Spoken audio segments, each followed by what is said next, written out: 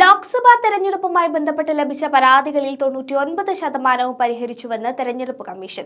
വിവിധ രാഷ്ട്രീയ കക്ഷികൾ നൽകിയ 425 പരാതികളിൽ 400 തീർപ്പാക്കിയെന്നാണ് കമ്മീഷൻ പറയുന്നത്.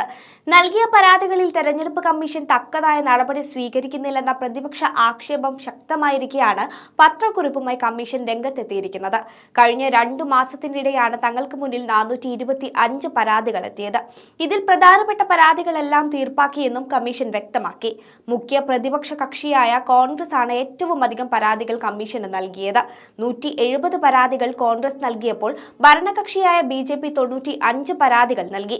മറ്റെല്ലാ പാർട്ടികളും ചേർന്ന് 165 പരാതികളാണ് നൽകിയത്.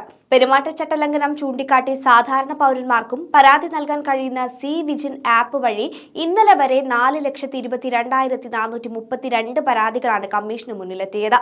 ഇതിൽ 4,22,079 പരാതികളും തീർപ്പാക്കി.